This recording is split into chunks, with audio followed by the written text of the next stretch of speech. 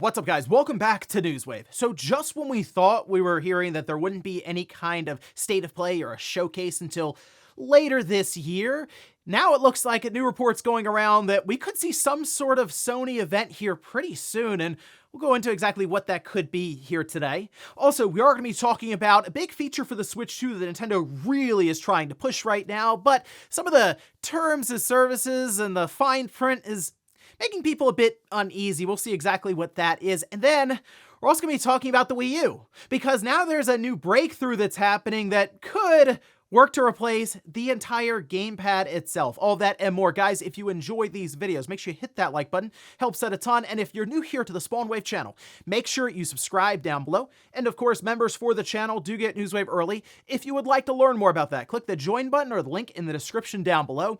And we're going to start today with Nintendo Switch Online, as last night we did have another drop of titles going into the basic service, and that's for the Game Boy. We can see this posted up over on Nintendo's official account saying 4 classic Game Boy titles are now live for Nintendo Switch Online members. Keep in mind, this would be for the basic $20 a year tier. It's not necessarily the expansion pack that's required here. Still, though, we have 4 Game Boy titles, and, I'll be honest, I'm looking over this. I've heard of 2 of these. The other 2, I was kind of unsure of. So, starting at the top, Survival Kids, then Gradius, the Interstellar Assault, Kirby Star Stacker, and the Sword of Hope. So, I haven't heard of Survival Kids or the Sword of Hope.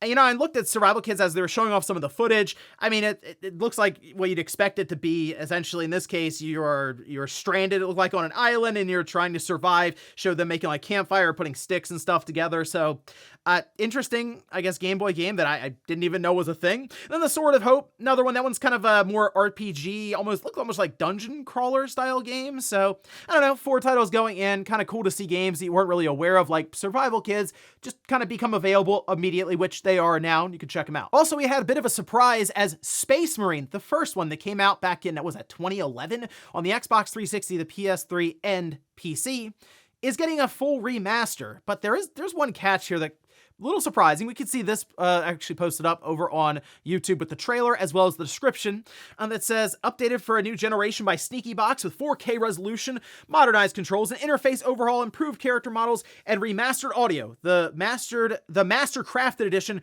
brings the fight, the gore, and the glory closer, louder, and with greater impact than ever before.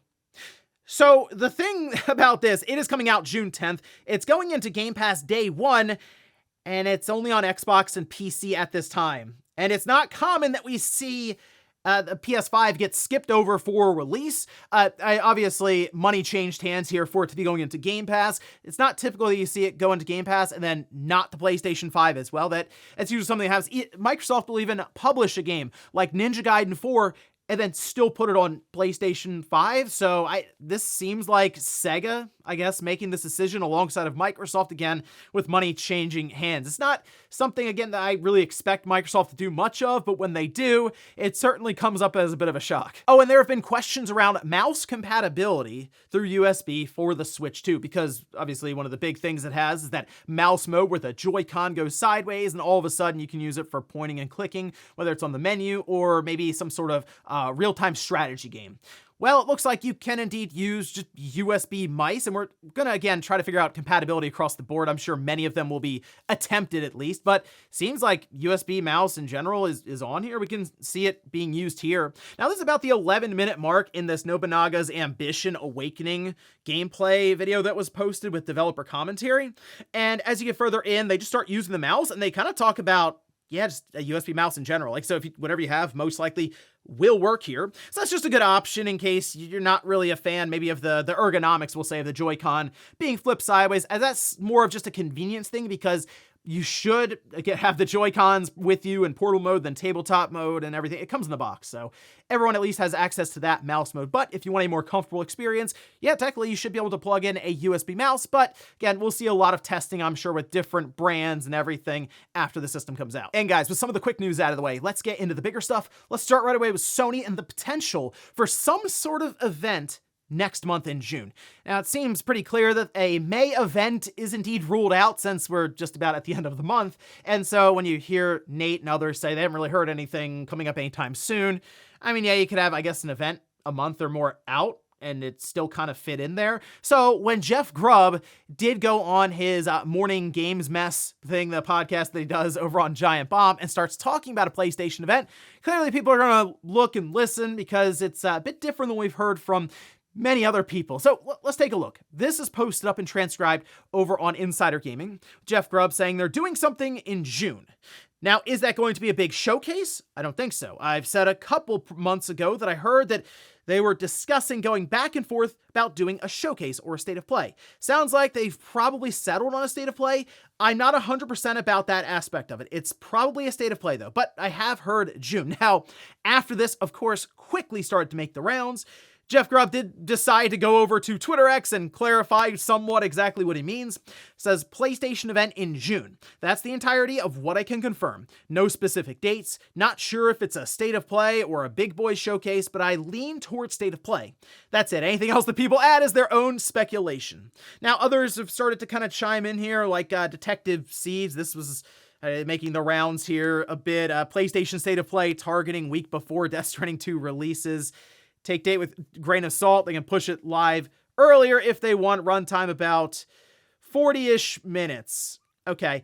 So, I mean, look, in general, they would probably want to do their event if it's in June before Death Stranding 2 comes out, as they're going to have a big marketing push, and they want to put a lot of eyes on that release that right now is shaping up to be a massive release from Kojima, building, of course, on the first Death Stranding that was much more controversial leading up to its release, just with the gameplay aspect and everything else about it being very different from, well, everything else around it, really. So in this case, it seems like people are just very excited for Death Stranding 2, for the most part. So what exactly would they do here? Because I feel like Death Stranding 2, when it comes to a state of play, is kind of done now. Like, they've shown a lot about it. People have played 30 plus hours of that game. I don't necessarily think they would do a state of play before that game comes out because we know enough about it now. They're just ready to roll and get that game going towards the end of June. No, it would make more sense for it to be a state of play, maybe not a showcase, although it would be nice to get a showcase to start lining up the back half of the PlayStation 5 generation. If we are to believe that this is an 8 or 9 year generation, we're at the midway point. It is time to start talking about the second half of the generation. And while Intergalactic feels like a 2027 release, Wolverine is still somewhere out there, I guess. Housemarque at least will be up next year. Then we have Ghost of Yotei and Marathon coming up at the end of this year. It still feels like there is a lot to show from some of their other first parties that haven't had to restart development or just cancel their project completely behind the scenes. So I'm hoping for bare minimum state of play, and showcase would be awesome. Shoot for the stars with that one. But for now, let's see if Sony can get rolling as they go towards Death Stranding 2 and maybe have some other fun reveals to start setting up 2026 and beyond. Next up, let's talk about Nintendo and their GameChat feature that seems to be a big cornerstone for them of the Switch 2. So much so that they went into a ton of detail during the Switch 2 Direct for the system and the games. And then even beyond that, they keep coming back to it in investors' calls and Q&A and stuff. So they really want people to know that this is a big thing around the system.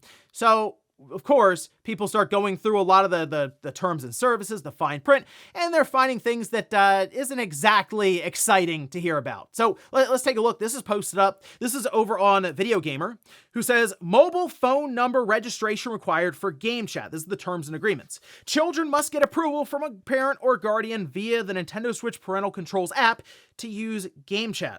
Alongside the use of phone numbers, Nintendo Switch 2 also keeps a recorded buffer of 3 minutes of audio and video to send to Nintendo if a player is reported. If a player is reported, Nintendo will review the 3-minute clip for anything that breaches the terms of service to dish out an account ban.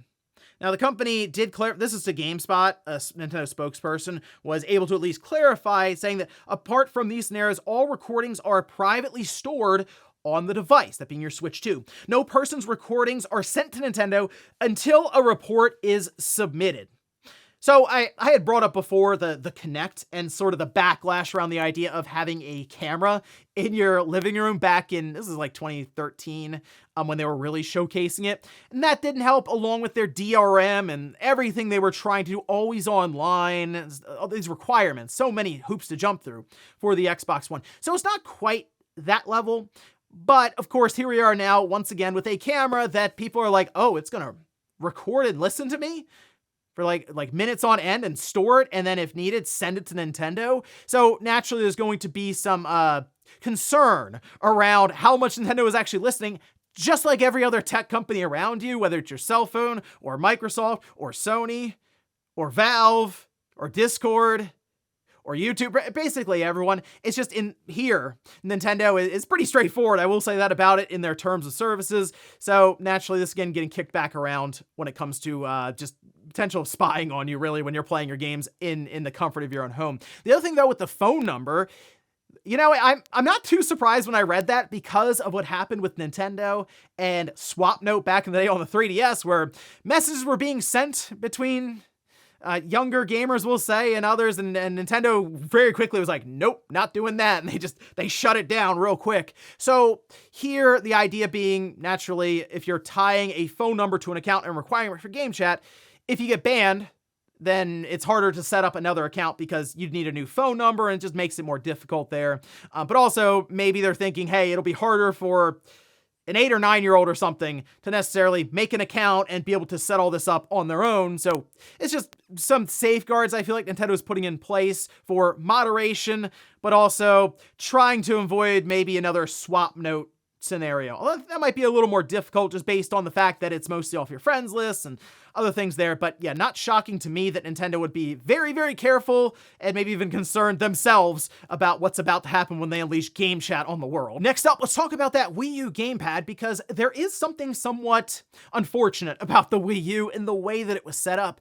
It's kind of that you need a gamepad for a lot of the stuff with it, right? I mean, it is a core function of the system. So you're reliant on something that can break pretty easily with the screen, or just kind of get separated and lost. You end up with more Wii U consoles than gamepads to go around. So when I saw this project pop up, I thought it was really, really cool. And that is really trying to just replace the gamepad completely with other devices that we have access to. So this is posted up over on GitHub, and it's titled Vanilla. Now, this is from Matt KC, as well as seems like many others are also pitching in here, trying to work on this, as right now they say it's a work-in-progress software clone of the Wii U gamepad for Linux. That does include Raspberry Pi and Steam Deck and Android. They also don't provide any warranty or anything, so consider it alpha at best. But this is a really cool project to see spun up, because it does solve a legitimate problem I think we would have into the future with the Wii U. One, there's not a lot of systems to go around anyway. So then think about how many gamepads have been broken or again lost. So there's fewer gamepads than systems buy now, which was already, what, like 13 or so million? Now, the devices that are supported, Steam Deck, Linux, you do have to check Wi-Fi compatibility though, and they have all of that there. The Nintendo Switch, that's actually pretty funny. Android, Windows, Raspberry Pi, and then iOS is coming soon. Now, again, work in progress. I don't know if I'd fire this up and think that it's going to solve the issue of, wow, that Wii U, I've had the console forever and have no way to use a gamepad necessarily right now, so I can technically use it. But it's still something to definitely follow along and maybe even contribute if you're able to. So really cool project here from Matt Casey. I believe he's also on YouTube. You can check him out there, but I will have this GitHub link down below, and I'll be following along. Maybe there'll be some way we can set up a little Raspberry Pi and a casing with a screen that looks close enough to a Wii U gamepad, and we can just simulate the whole thing using this new setup here. And in our last bit of news, let's talk about the potential for a new Bioshock, or maybe an old Bioshock coming back. This is a report that was posted by MP First. We can see it here. Where they say, according to the information we've obtained, 2K is preparing an announcement related to the Bioshock franchise. While we don't know exactly when it will happen, some of the information suggests it will occur fairly soon, most likely before the end of summer. At this point, we don't know what the announcement will be about. It could be the reveal of initial details about one of the projects announced several years ago, such as Bioshock 4, or the upcoming Netflix movie. Some of the information we've come across also seems to suggest another possibility, a remake or a proper remaster of the original Bioshock. Wow, that would be something. I would actually be pretty interested to see the original Bioshock get like a full remake. I mean, a remaster would be fine, but like a full remake? Here's the thing though, it came out in 2007, so we're still a year and a half off of that nice round 20th anniversary. Might be better off to wait for that, but I also understand there are many people who maybe haven't experienced it. I know some of you out there are like, there's no way, that's like one of the best games ever made, the original Bioshock. No, I mean, if you go back and play it now, I still think it holds up, but it definitely shows some age with it. I mean, again, it came out almost 18 years ago or so. That is wild to think about, but it was definitely one of those more awe-inspiring moments in gaming, especially coming off of the Xbox, PS2, GameCube generation. You go into the 360, PS3 generation with HD and stuff, and then here comes this really, really unique and interesting idea and world with Bioshock. Hard to get that feeling back, really, in gaming. It's not very often. But of course, you could also have Bioshock 4, which that'd be kind of interesting to see how exactly they would navigate that, as we have Judas out there somewhere, I guess, that would go alongside of it.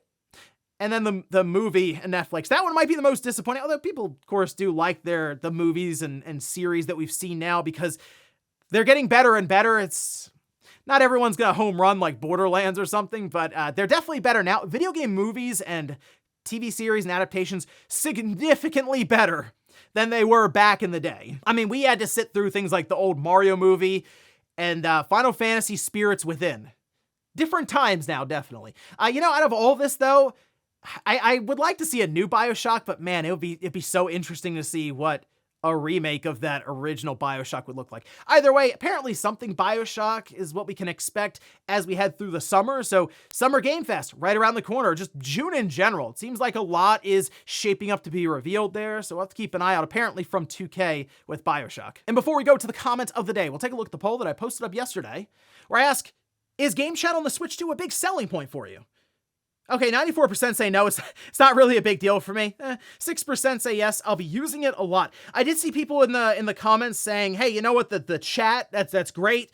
I'm glad there's a chat feature. Not really interested in the video aspect. I mean, I get the idea, right? It's Nintendo thought, hey, you could sit around with your friends and everyone can see each other, but really it's just, people just need to be able to hear each other for a lot of games. That's kind of it, because for the most part, you're just looking at the game you're playing, especially for a competitive shooter or something like that. And I guess in some sense, Nintendo went beyond what people were expecting with the idea of video chat. I just don't really know if it's that necessary. Just good audio voice chat. That was kind of it, native to the system. So, I mean, they have that done. If you don't want to do video chat, you just don't use a camera and you just kind of roll along from there. The only issue, of course, people bring up the idea of system reserve memory being 3 gigabytes. Seems like a lot for the system after coming off of the first Switch. And yeah, a lot of that seems to be attributed to GameChat. So maybe in the future, if video isn't being used that much, Nintendo maybe pares down a bit and gives some of that RAM back to developers. But hey, we'll see how the generation goes, when we actually get it started in June. And we'll finish up with the comment of the day, as you're seeing here. This is from The Lightning, who says, when they show these rewards in the PlayStation Stars, I thought, wouldn't these look great in PlayStation Home 2? Would it be great to have this like we did on PS3? Yeah, I'm actually shocked Sony hasn't attempted a new PlayStation Home yet. I mean, it seemed a bit too big for the PS3. Again, I know at that time, those systems seemed incredible, futuristic and stuff. You look back on it now, and you're like, wow, those systems did a lot while having 512 megabytes of RAM. And in the PlayStation 3's case, it had to split it up, 256 and 256. And Home did its best. But on a PS5 or an eventual PS6, I'm sure they could do a lot more. And that probably would have been a better platform for the idea of if you earn stuff in stars, or even just other, like if you get trophies, you can even display them in your apartment or your house or something. That actually is a cool idea. It's unfortunate because stars, they had the idea of trophies and showing things off, but not a lot of people open their phone and be like, let me see what collectibles they have on display.